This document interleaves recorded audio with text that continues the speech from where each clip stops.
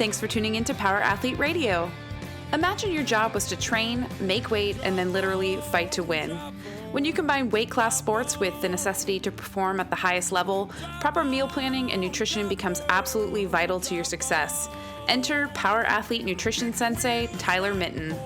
Tyler regularly prepares professional fighters for competition with intelligent weight cutting and individually tailored nutrition plans. He's not just good, he's the best. If you want great results, you seek great coaches. This week, Tyler and Luke go deep answering some of your questions about nutrition, deadlift mechanics, and all things Ronda Rousey. In this episode, you'll learn how to make your macros work for you without having to combine canned tuna and orange juice in a blender. You'll also find out why making plans to go to Taco Tuesday is a misinterpretation of the term meal prep. If you're short on protein, don't let those gains slither away. Rattlesnake is the new bacon. And if consuming lean meat in the form of a reptile with no legs is widely considered wrong by society, I don't want to be right. This is episode 190.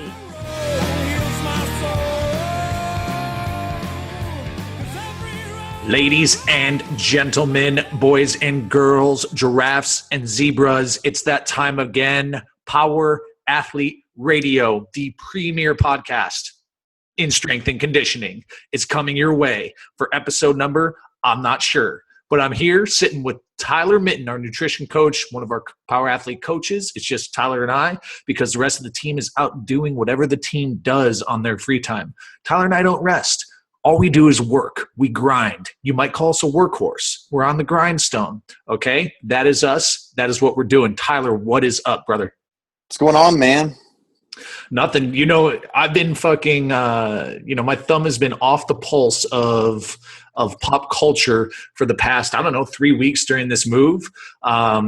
So we've just gotten settled in. It's been about a week. We finally got internet here. John, on the other hand, we're still struggling with his internet solution because no one seems to service his fucking obscure ranch location where he just shoots pigs all willy-nilly. But I think that's a good problem to have, in the grand scheme of things. Yeah. You've missed a lot of non-important things, a lot of what everybody got for Christmas. All of those things. You really didn't miss much. Yeah, I know. It's just Tickle Me Elmo, right? Like that's the hot item. Yeah. You're a little more than 3 weeks behind, but that's still there. Yeah. All right. Well, listen up, people, my listeners. Tyler and I are going to be yapping today. We're going to be talking a little bit about some Q&A that we're getting on the Instagram. But first and foremost, it is event planning season for us at Power Athlete HQ. So we're going to be popping up our sports-specific application events that are going to be popping off around the world. Rumor has it there's going to be some warm-up squat and sprint clinics that are going to be ran around the United States area. And we're going to try and launch some nutrition type stuff as well. Now, interestingly enough, part of these events include webinar type deals. Okay. So that means you can watch from the comfort of your own home, pick your butt. No one can see it. Okay. So keep your eyes peeled to be on powerathletehq.com/events. And also, dude, so Tyler, I'm like on the final phase of getting all of the symposium footage edited. Dude, it is like, that event was fucking mind-blowing. Like, even as someone, like, I did maybe 80-90% of the planning and all that shit, and I knew what we were getting ourselves into, but I never knew what we were getting ourselves into. Yeah, there were speakers that it blew my mind. I mean, and a lot of people, I think, they think you're coming to a symposium, put on by a bunch of muscleheads and things like that. You expect nothing but just in-your-face strength conditioning. No one expected tips on leadership, tips on motivation. One of the most absolutely inspirational stories I've ever heard in my life by Brad Snyder. You look around and, you have jacked guys with beards everywhere, like trying their best not to cry and stuff. Dude, it was powerful. I saw a misty-eyed John, which was in itself pretty impressive. So, I mean, it was tough. It was awesome. Yeah, we did a podcast a few days ago, John, Tex, and I, and we kind of recapped some of that. We talked mostly about Double A and Andy. And yeah. We touched briefly on Brad Schneider. But yeah, dude, super powerful talk. And then, I thought the practical sessions with Lauren and Tom on Sunday morning, where they were giving people, like breaking people off on on a lot of the shit, like the sensory deprivation shit that Dr. Tom put together, and then Lauren's kind of hip and pelvic restoration drills and shit. People were getting lit up with that. Remember? Yeah. And the thing is, it was a good example of kind of how we work, because it was just so much more than bench, squat, deadlift, and press. Which is essentially the end all be all of almost all strength conditioning programs you see out there. It's just about picking up weight, and we're so much more than that. And the cool thing about the symposium is it shows that we're always looking for, what might be missing, what coaches might be missing with their athletes. This one little introduction, this one little thing you introduce your athlete might be the winning difference. And, we saw a lot of those things that I know some of us haven't thought of before. And, I know a lot of everybody else hadn't either. So it was just really cool to see all those different things and have those different guests. Yeah, man. It's, and just being able to go back and like, dude, I've listened to the talks like 3 or 4 times, which in itself is a big commitment just to get all the audio sorted and everything. But it's good stuff. People are in for a super, super big treat when that stuff pops out. But anyways, back to pop culture, me being totally, I guess an isolationist, stuck on a fucking truck and not paying attention during unpacking and building IKEA furniture for the past fucking, week and a half. What's going on with Ronda Rousey? I've been seeing memes of her with like a smashed up face. What's going on? So what happened during this fight? Oh man. And what is the Echosphere talking about? I mean, because you're my go-to, like, I guess, fight analyst. So give me your breakdown. Well, man, it was such a crazy event. For one, it was the UFC matchmaker Joe Silva's last event. It was Mike Goldberg, who's, Joe Rogan's, right-hand man there as the announcer. It was his last event. And then it was Ronda Rousey's second just horrible loss in a row. She didn't just lose. She got, and I'll go back and reiterate on it, but she did nothing good. She did not do one single good thing. And, the internet's just blown up. All of a sudden you have all these people who always knew she sucked, and all these people who always thought she was overrated and this. And, on one hand, I get it. You put yourself in that position. Anytime you have like the cocky attitude, you put yourself in a position to get hate if you don't always live up to it. And anytime you're on top and you're in that position, there's going to be people that hate you. But still, I can't help but feel bad just because, what we've seen, especially in the last 2 fights, and what I think everybody's figuring out, she's not the best, but she's still really freaking good. And she could beat, 99.9% of the female and male non-fighting population out there. So there's a lot of people out there acting like she sucks, and they forget, like, well, no, she doesn't. She's just, people are evolving past her, and that's fine. That's the evolution of the sport. It happens. What happened? What was the chatter leading up to the fight? Was it 50-50? Honestly, I was the guy I think Ronda can win, but that was pretty much most people didn't just have this super confident belief that she was going to win. It was always like, I think she can pull it off. It was kind of that. It was, I guess we all felt she was the underdog, and she was. Everybody, she's taken a year off. Everybody was just kind of wondering if, that year was good for her, what she'd been doing, if she'd been training hard. And here she came into weigh-ins just looking like an animal. She looked the best shape she's ever looked. She wasn't doing any media, anything like that, which was pretty cool, reminiscent of the old, Rocky and Rocky Drago fight. I don't just go to the barn and lift my friends and family. Yeah. She removed herself from distraction. So, you thought it was going to be really good, but she goes out there, gets punched, in the first few seconds, and everything's done. She's backing up, holding her hands out. She tries a few half-attempted throws, misses them, and it was just all over. Less than a minute, girl, TKO'd her. And it was brutal. It was sad. It was sad to watch. I felt bad. There was a lot of good in it. It showed, for one, and one thing I like, it showed that women's MMA is a lot better than just Ronda Rousey. These girls are vicious. You know, I said it when I worked, you know, when I was on here with Megan Anderson.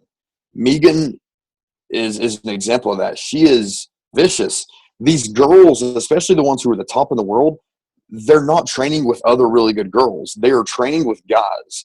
And you know as well as I do, guys do not like to be beaten by a girl. So you get these girls who they hit like a man, they do all that like a man, but, you know, they still have a female's jaw structure. So these girls are going in there, you know, giving it their all, you know, knocking out guys, half knocking out guys. And what's a guy's response going to be? To go in there and try to kill her. And, you know, these women, you hear it a lot, these women go through a lot more than the guys do. The women are getting knocked out in training. They're, you know, it's really tough for them because they're almost always training with guys, bigger, stronger. A lot of them, you know, their whole lives they were wrestlers and they come from a background. And a lot of these girls, even the best, are still kind of new to combat sports. So they've had to overcome a lot of obstacles to get to that point. So I think WMMA, women's mixed martial arts, is still under the radar of where it should be as far as respect goes. But I think as girls like Ronda get beaten and things, it shows that, hey, man, the women as a whole are really good. They're evolving, in my opinion, faster than the guys are. Now, do you think that because Rousey is kind of – I mean, she has a tumultuous background, I guess. Do you think that between the ears she's going to be able to bounce back? Do you think this is like a mental thing? I mean, technically she was touted as one of the better fighters. Is it just the fact that maybe she hit a slump, and while she was in a slump, the rest of the WMMA crew was like on this accelerated trajectory of skill development, technicality development? Yeah, I feel like a little bit of all that's correct. The thing is, when you're so good at one thing like Ronda was, you pigeonhole yourself. You know, Ronda Rousey, if she locks up with you, she's going to throw you. If she throws you, she's going to armbar you. Like, you know that going in, so you can base your whole camp on, well, I'm going to keep her outside of my range. There's no way I'm going to let her get close. It's much easier. It's the concept of a girl she's a 10 at one thing and 5s at the other, but, you know, she's fighting these girls who are 7s and 8s at everything, and it works out a lot better that way. But I personally, things you're seeing, they're saying that she's taken this loss better. I think she'll be back, and I think she'll work her way back up, and you might see her as champion again. I think this loss was probably a lot easier because you got to think when you're undefeated and when you've lived her life, she's the pageant kid. You know, she's been bred for this. The first loss is all that you dread. You dread that first loss, and the weight of that in itself can just mentally mess you up. And once that first loss happens, I think it's great for you, because you realize, like, hey, it can happen, and I'm still here. That's the worst that can happen is you lose. So she's seen it before, so I think this one just didn't affect her as much. I think it would be a shame if she didn't come back. You know, it's her choice, but I really think she is still. It's stupid to think she's not still one of the best in the world. I think she for sure should come back. I think she will. She's a competitor. You know, people can say what they want. All she cared about was the belt. I mean, she's a competitor. She's one of the world's best. She's competed her entire life. I don't think she's going to let 2 losses in what's still an amazing career keep her from it. But we'll see. It's an interesting time. During her last, when she broke that undefeated streak. One of the things we talked about when we were on the podcast, I think I'm pretty sure you were on this, but was just the idea that, like, even looking at her, you kind of had a suspicion that the weight cut went wrong almost. Yeah, that the first one didn't look good. Yeah, looking at it this time, did she carry better body weight, carry better weight? What did could you – I know it's like fucking looking in a crystal ball, Tyler. I know you but shake that fucker up and let me know what it says. Yeah, I feel like everything went better with this. Like, I think she did everything she needed to do in this camp. I think, and a lot of people, in the MMA world and fans, everybody I think her camp, I think she did the absolute best she could with the camp she has, but I think her camp is terrible. It's what everybody said. Her striking coach, he doesn't really have a legitimate background. He doesn't really have any legitimate fighters to boast. And, Ronda Rousey fell into his lap, and he's not really developing her and making her any better. You can hear him cornering her, and some of the things he's saying to her are just so amateur, it's not even funny. James Krause, one of my fighters and one of the guys that work with us, he is a coach too, and he's a phenomenal corner. And you hear the things he's saying as a corner, it's always calm. He's always talking to the fighter in an encouraging way. He's always, James says, you just give me the controls, let me play the game, and you just do what you just do the button I push. And this guy, her corner is just yelling the most absurd things. And it's just, I think he's an amateur who's been handed one of the greatest fighters in the world. It's made him look like a genius, but he's still an amateur. I think she needs to move camps fast. But, she's kind of pigeonholed herself there too, because she's known as a girl who's not a good training partner. She's supposedly not a good training partner. She's a selfish training partner. Yeah, so it's kind of to the point other gyms probably don't really want her. Mm-hmm. And that does kind of suck, but she does have to do something. I don't think, like I said, I think she should come back, but I don't think she should stay with her coach. I think that would be career suicide for her. Yeah, it's a perfect example of what we refer to as curse of the gifted, and it's a twofold deal in the sense that if you are one of the world's best athletes, let's say you're God gifted, right? Listen, it doesn't mean you don't work hard. It doesn't mean you don't train hard. It just means that when you fell out, when the stork, it's a stork, right? Stork dropped you from the sky. Yes. That's right. How it works, yes. Okay. When the stork dropped you, you landed so far along the athletic continuum that you have an advantage over normal people. But anyways, the problem with being on that curve is for you personally, people are going to be less prone to help you because it's going to be all about doing the least amount to ensure that they don't risk your safety. And, training's inherently dangerous, right? Being under a heavy barbell is dangerous. But if it's like running with scissors, bro. Like I can run perfectly fine with scissors. But if you're a clumsy genetic garbage can, probably shouldn't be running with scissors. Anyways, back on track. So you'll tend to get shittier coaching because no matter what they do, it's going to work because you're so fucking gifted. Like I'm sure early in the career, before all the birds caught up, Ronda Rousey could have spent 90% of the time doing fucking like bar method. You know what I mean? And she would go in there and pound these birds, right? And her coach would be like, "Oh, it's working great." Now for the coach, it also provides a false sense of confidence or ego. I don't know, depending on who the person is, because you get this amazing athlete in and you think that this proprietary method that you've put together is what is fucking propelling them along the trajectory of success. And in reality, it really isn't, because they're just God-given talent. So then you try to replicate what your system with Ronda Rousey with some other fighter, and it's going to fucking tank, and you're going to get another fucking garbage can. And I think what we're seeing now is, a product of training. People oftentimes, I swear, people don't think you can improve athleticism through training. Like we've ventured into the resolutionist camp with some of our products, and I'm answering a lot of training questions. I'm asking a lot of people who are just not CrossFitters. They're not into training. They fucking go run and jog, and it's like they don't even think of athleticism. They just think of losing weight around the midsection, right?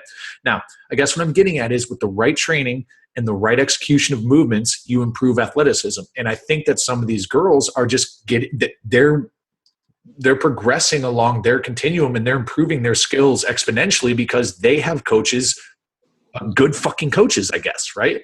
Yeah. So now this puts this, I guess, there's more fish in the water now, and now she's between a rock and a hard place. Her coach she probably trusts and thinks it works, but it's all fucked. Everything's fucked. But I think, granted, I would call myself, I wouldn't call myself a fan because more people deserve the fan title. But I do enjoy watching any of the UFC stuff, and I really do enjoy the women's MMA over men's, just like I enjoy women's rugby, women's fucking competitive CrossFit. Like the chicks are just more fun to watch, in my opinion.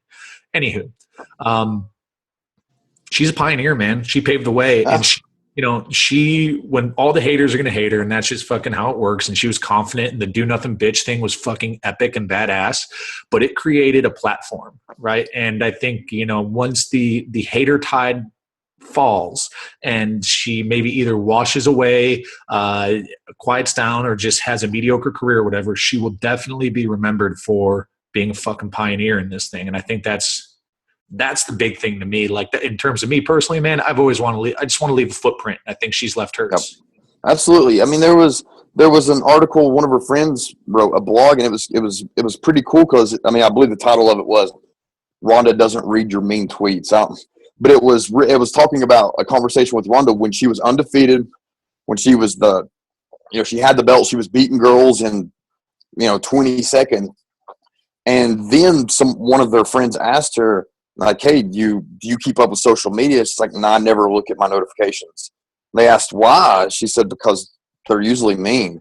This was her when she was on the top. I mean, she was the best, destroying everybody. And even then, people were hating on her. So it's, it is what it is. She's left a legacy. She's probably left a bigger legacy than almost, in my opinion, even now that she's lost her last two, her legacy is more solidified than any other fighter in UFC history. There are people, everyone knows who Ronda Rousey is. I don't think there's any fighter right now more, I don't mean popular from the standpoint of everybody loves her, but there's more people who know her than any other fighter, in my opinion. And that means you left a good legacy. I'm on board, man. So without, I guess, we'll put a pin on that. Maybe we'll somehow wrap back into it with some of these questions. But you ready to you want to talk some meal planning? Sure. All right, my boy Sheldon, Power Athlete Disciple, he hits us up. He says, tips for meal planning. Okay. Dude's got the leaning protocol. He understands the concept of food prep, but making the menu, I guess he says, making the menu eludes me for some reason. Can you help a brother out? Yeah, it's a heavy question. So, the biggest thing I tell everyone, and this is the free advice I'm comfortable giving anyone, it still requires some work, but it's where you start to see how much people want to do it. You have to always be prepared to prepare, meaning you've got to at least spend a little bit of time finding what fits your macros, that's quality food. We don't buy into the figure out a way to make ice cream fits your macros garbage. Find foods that fit your macros, write them down, and write that, post that thing on your refrigerator. Always just be prepared. Like, hey, I know this much hamburger fits what I need. This much chicken fits what I need. This much steak fits what I need. I know this much rice, this much sweet potato. Know those things, have them written out somewhere, and then just piece it together. It's never simple, but it's just once you put the time in, it gets that way. A really cool parlor trick I do, and it really annoys everyone that loves me, is when we go to a restaurant, I can pretty much look at a plate and tell you the macros and calories of it. And they'll look it up. I'll guess it. They'll look it up on their little whatever nutrition app they're using. I'm usually, within 1 or 2 grams off. It's pretty nerdy, but it's the ladies love it. It's an annoying thing, but my point is, it's just once you do it so much, it's just part of you. You can do it pretty easily. A way to make it even easier is go check it out. We have programs where we just do all that for you. I tell you exactly what to eat. Yeah, right. All you gotta do is read and follow.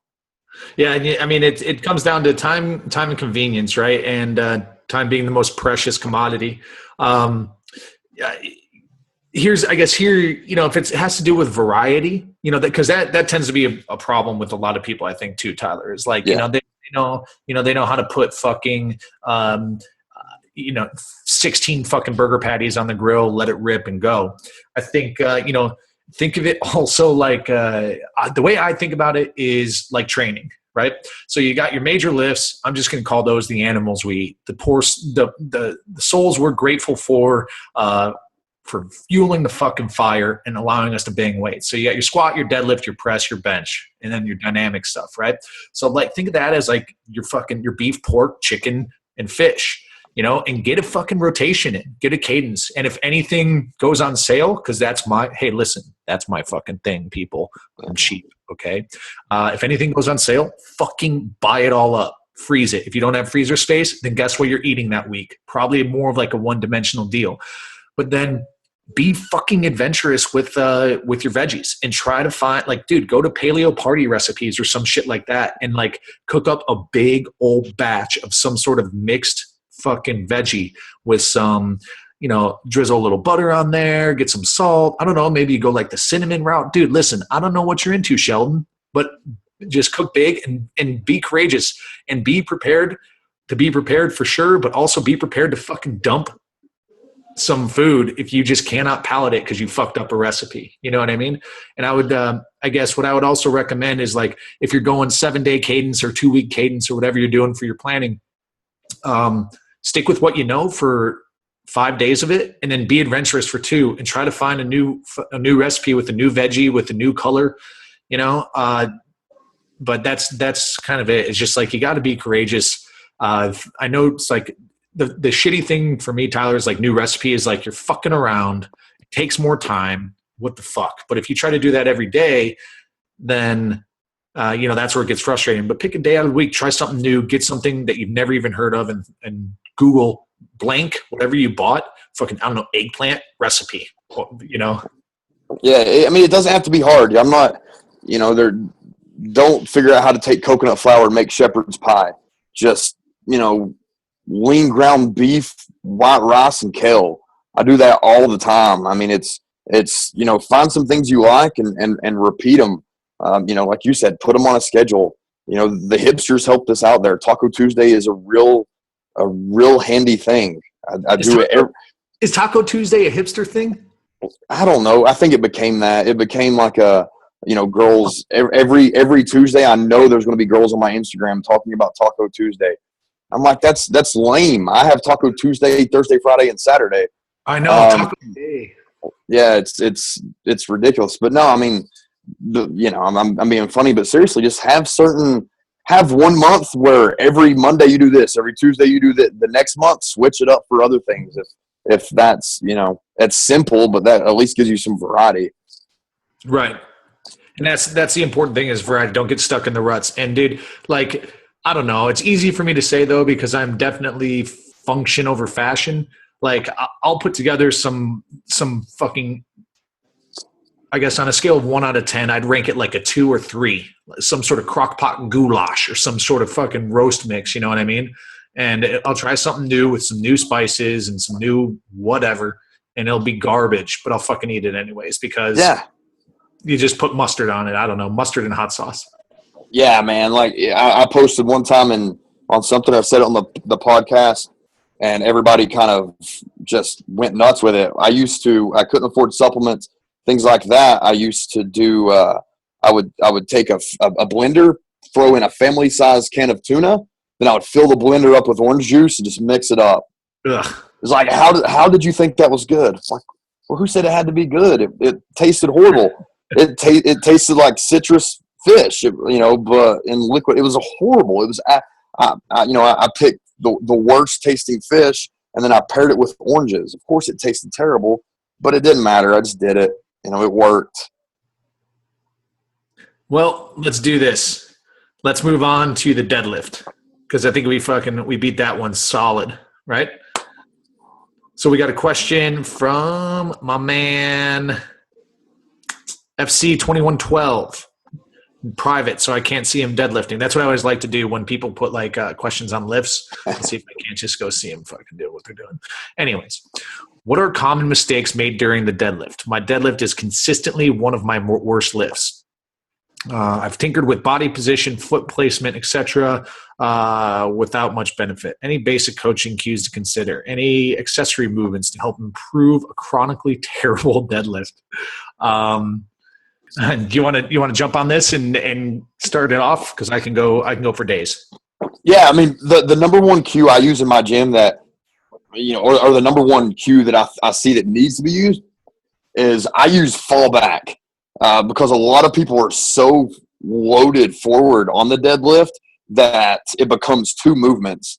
So the big thing I tell everybody is like, you need to be back and, so far that essentially that bar is the one thing keeping you from falling.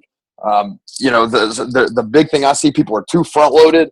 The next thing they try to make it two movements, their butt moves and then the bar moves. And we just want one good solid movement. And then beyond that, there's what I hate hearing is a click off the ground. When people are super, super loose, they're super relaxed, and then it's just 0 to 100 really, really quick. They don't build tension in the bar. They don't build tension in their muscles. Those three things are the biggest things I see people doing in my gym personally. So and the good thing about that type of stuff is you can cue it up and you can correct the motor pattern, right? And that's the goal, is to align and provide a mechanical advantage so that you can lift more weights. So I'm going to go a little deeper here, Tyler.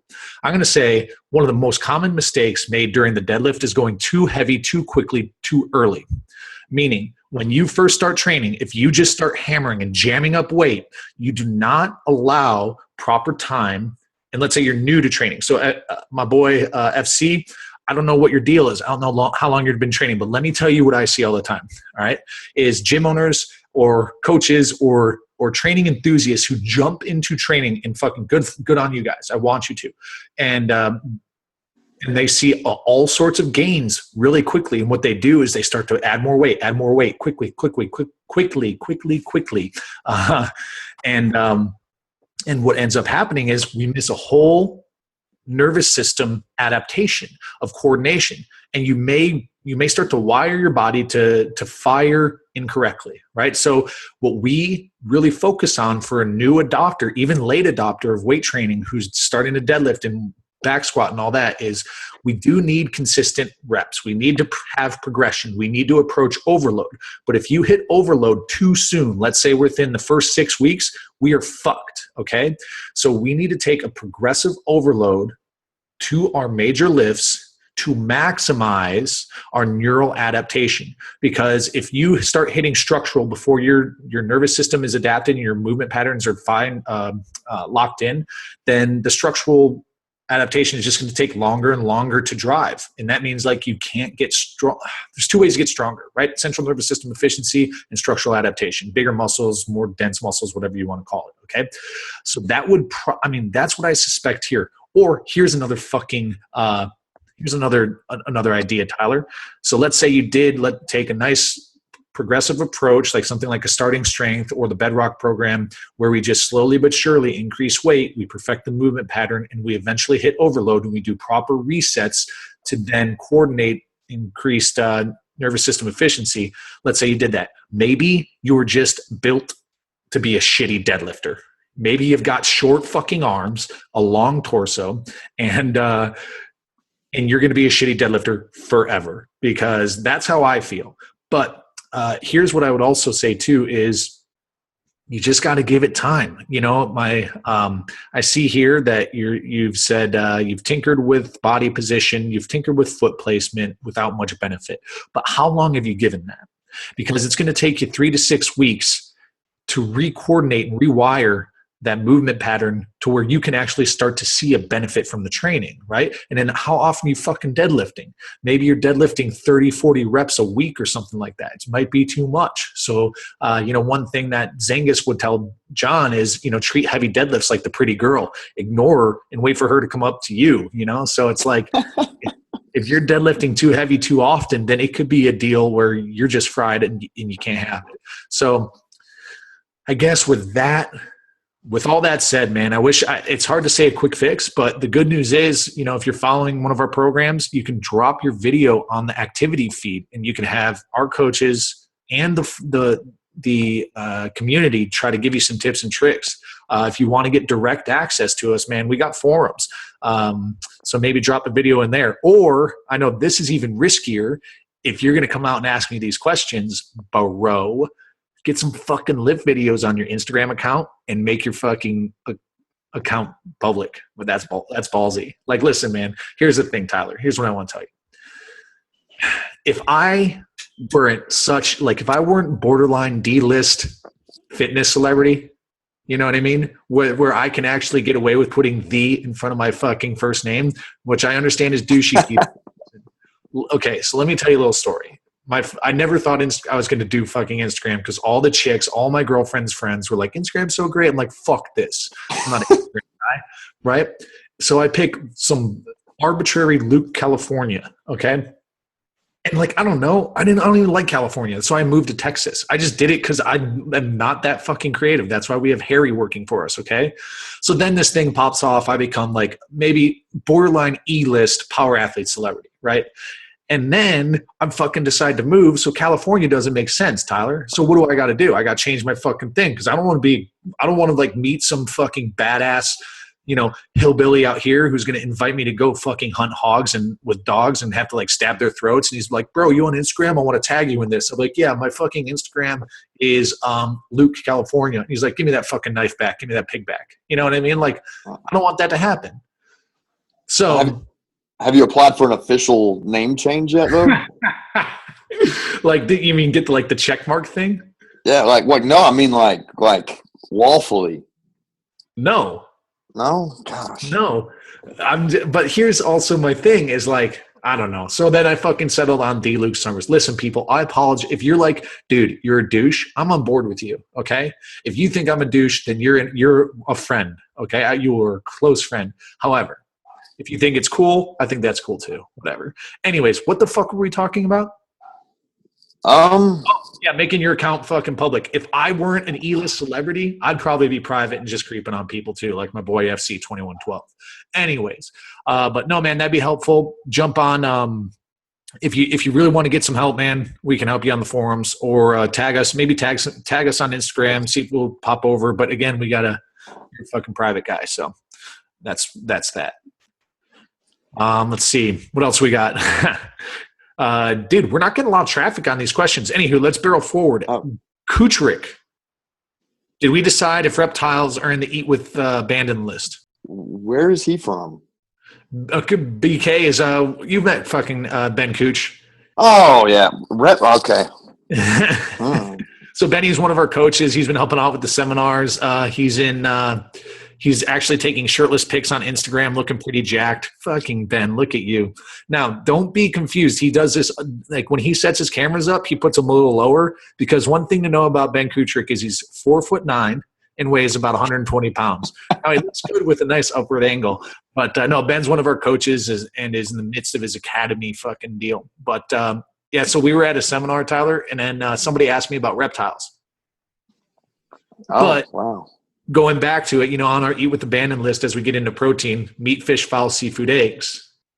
I've heard you say, now, it may just be me, but all this shit is meat. And then eggs are just meat that's not meat yet. Yeah, that's what I says. It's meat that's meat that's meat that flies, meat that swims, meat that also swims, but isn't called fish, and meat that's not meat yet. It's all freaking meat. Yeah, so I guess if you're like a big gator guy, or like I don't know if you're eating rattlesnake or what, but like yeah, I think we're good there. Are you up to snuff on reptilian meat quality? Yeah, I've never really. I've had rattlesnake and alligator. I've had both those, but I think let's just put it on.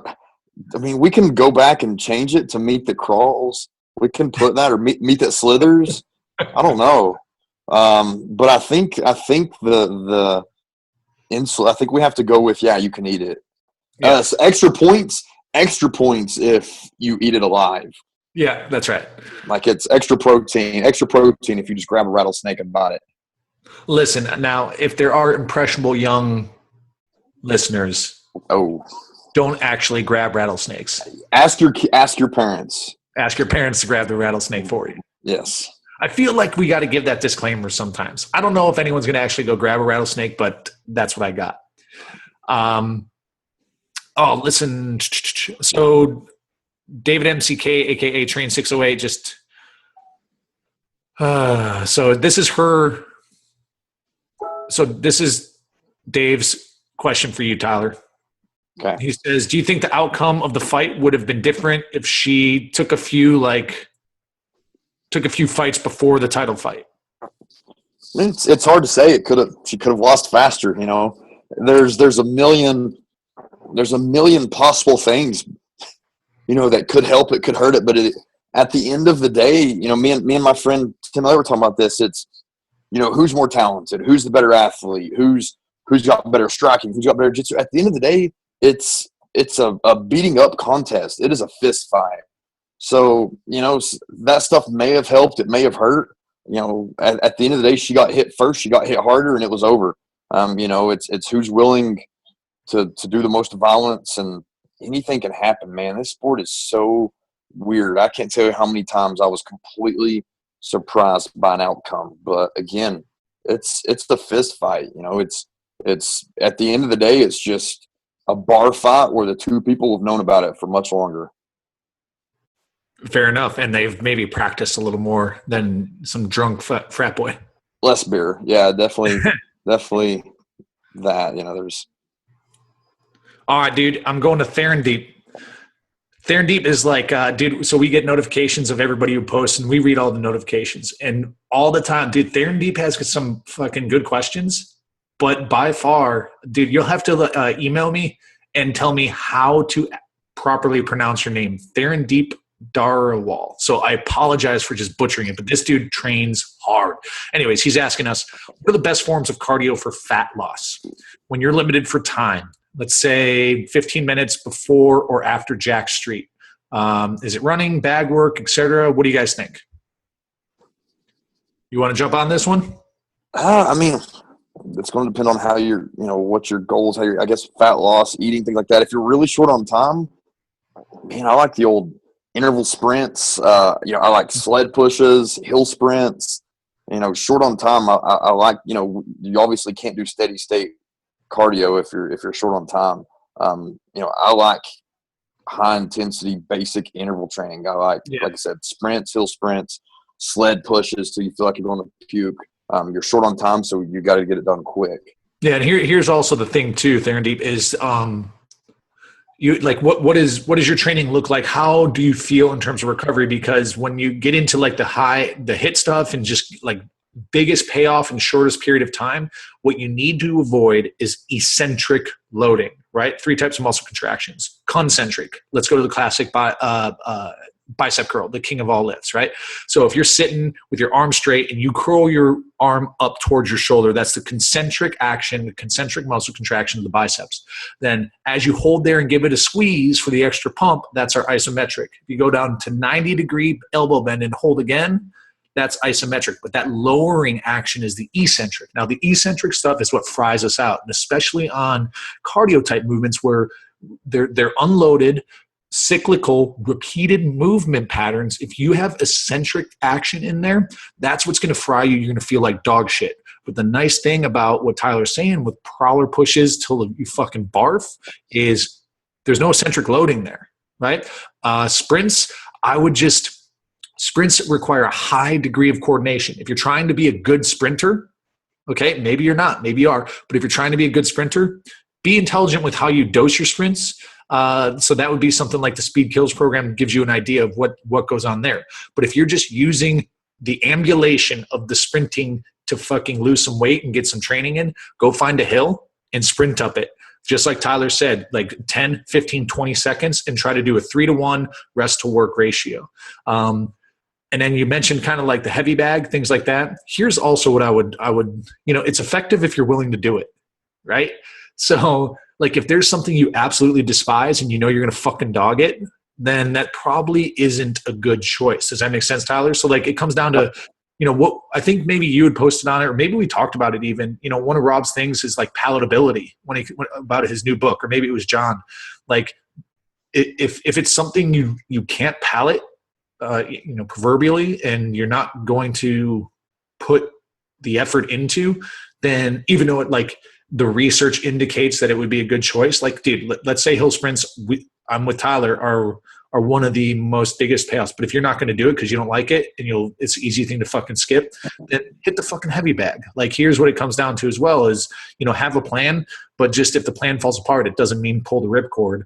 So you can always revert to like something. If you want to go fucking swing at a heavy bag for a little bit and you dog it, it's literally is better than nothing. You know what I mean? So Tyler, does that make sense? Yeah, absolutely. So, I mean, if you got 15 minutes before or after,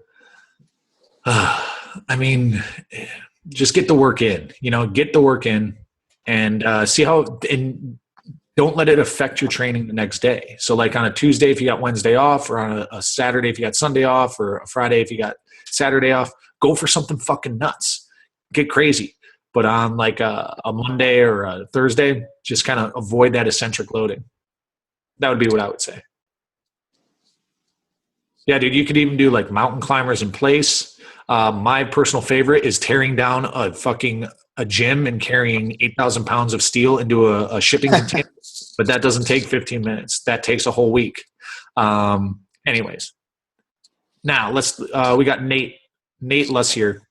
He wants to know, what are your thoughts on fasted training and training in the morning versus the evening? On your marks, get set, go. Yeah, man, I hate to always kind of say like, well, it depends on the person, but what I've found is fasted training more than about anything depends on the person. If you're a high-stressed individual, you've got a lot going on, that could be just a little bit more than you need. If you're doing field strong, CrossFit, any super high-intensity training, fasted's probably not the way to go. Jack Streets, I did a cycle of Jack Street fasted and I did fine. I enjoyed it. That could be completely okay. Fasted cardio, I think is good.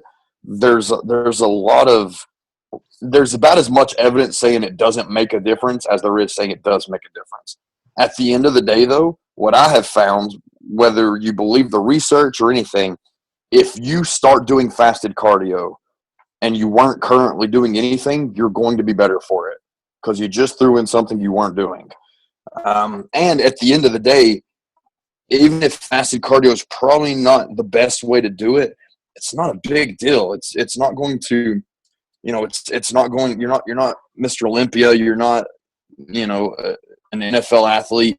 It's not going to make that big of a difference. But if the most convenient time for you to do cardio is to do it fasted first thing in the morning, then by all means do it. Me personally, I say if you're doing that, pick some steady state cardio, again, stuff that you're going to do.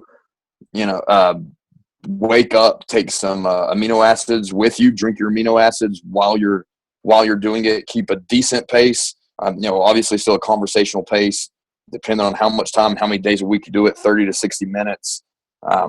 Get done and eat breakfast. There it is, people. I have nothing to disagree with on Tyler, which is odd. Yes. All right.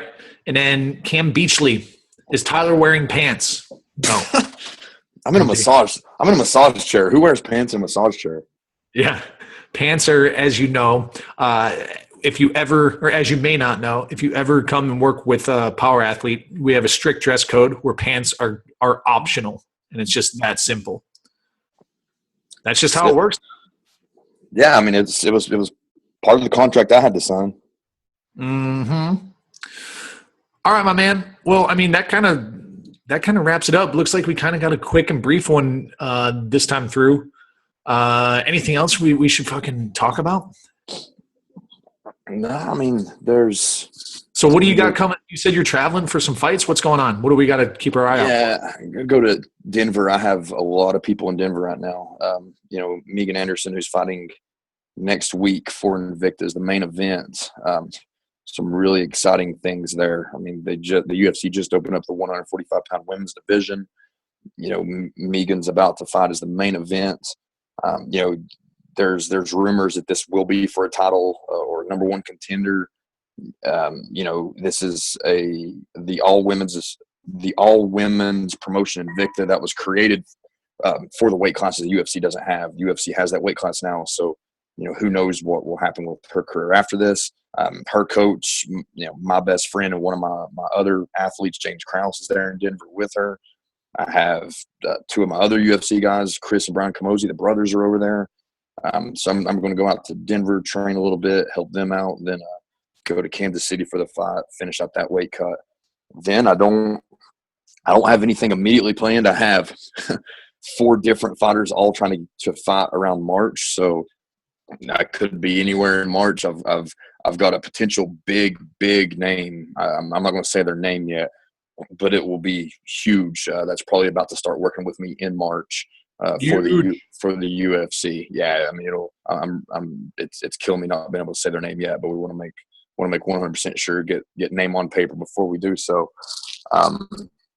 Yeah, man, but it's weird. So with what I do now, I really never know what I'm going to be doing. A fighter accepts a fight. Hey, I need you there. All right, let's figure it out. Let's get there. Sometimes I find out the day before I have to fly out. So it's always exciting. I need to get down to Texas. I've only been through airports in Texas. I've never actually been to Texas. And now that you all have got places and, hogs can be killed year round. So I need to get there. Is he going to eat that, or are they like just tick and worm infested, or? Short answer is we're sitting there having coffee, and I just kind of poked my head up. I'm like, are those the fucking hogs? Because they're shredding up the property. And he's like, yeah, dude. And we run and get his BLR, and he fucking, long story short, just pops his pig. And the plan is to go get it processed. But then next thing you know, the fucking inspectors are showing up. Movers are showing up. Like, we get sidetracked. I got to go fucking run into city and get some shit done. And like half a day goes by, and it's just fucking, the pig was too bloated, and we didn't act fit quick enough. And honestly, we don't have a side by side. It wasn't in a advantageous spot to fucking pick up and drag out. But we found a processor that would, we didn't have, dude, there was fucking nothing unpacked, so we didn't really have anything to dress it. And long story short is, no, we didn't fucking get it processed. We had to just drop it back in the boneyard and let the buzzards have their way with it, Still buying bacon for a little bit at least. Yeah. Man, it's been a really cool move to get out here, because just even like the first day we're out here, we fucking overlook some essentials, go to fucking Target, go to PetSmart for the mutts, get some food. And dude, just people are, listen, if you're from California, I'm not mad at you. But the people that I did interact with regularly, which were at supermarkets and at pet stores, and at like basically retail and dining locations, the common theme was like a fuck off, pushback attitude. Now there's an exception, dude. Like, there's places that had really great people, and I met a lot of great people in California, but it's just like the overall experience between driving and between fucking like going out and dining out and shit like that. It wasn't good. You know what I mean? It was, you're always running into whiny people. But out here, dude, everyone's greeting me. Oh, you just moved, where you're from? Boom, chat you up. Bing, bang, boom. Oh, here's 10% discount. It's like, what the fuck, man? Where's this kindness? Kill me with kindness. That's my job. I'm supposed to be killing people with kindness. So it's been a really cool experience. It's called Dixie, man. Yeah, dude. The South, it's a different, it's a different area, that's for sure. And I mean, you knew it was going to be good because Tex. I mean, if all you've got to base Texas on is our man Tex, it's going to be a pretty good old boy state. All right, good chat. Listen, people, that's the show. A quick and easy one. We're keeping you entertained. So if you're one of those 2-hour commute people, I'm sorry. You go back and listen from the fucking beginning, or maybe listen to it backwards. I don't know, whatever floats your boat. But here's the thing. Tyler's a sharp guy. He does a lot of great shit. If you want to get your nutrition in shape, powerathletehq.com/nutrition. Check out what we got. We have all sorts of options. And you can even have the superior extreme option where Tyler will fly in to your hometown. He will move in with you for 30 days, and he will bathe you and feed you, and we'll set up like a hammock, like Jabba the Hutt in Star Wars, and he'll feed you grapes and whatever macros you need. Right? high dollar coat. You know, better have silver and Jameson. Listen, so if you want that service, it's always worth asking. All right, we can't promise you it'll happen, but you might as well ask. All right, big fella. Thanks a lot, Tyler. We got to get you out here, man. I'll catch up with you. Oh, sounds good. All right, people. Thanks for listening. Bye. Bye. Now it's time for you to empower your performance. Keep up with Tyler and all of his clients by following him on Instagram. His handle is @TheMeleeWay. That's @TheMelee Way.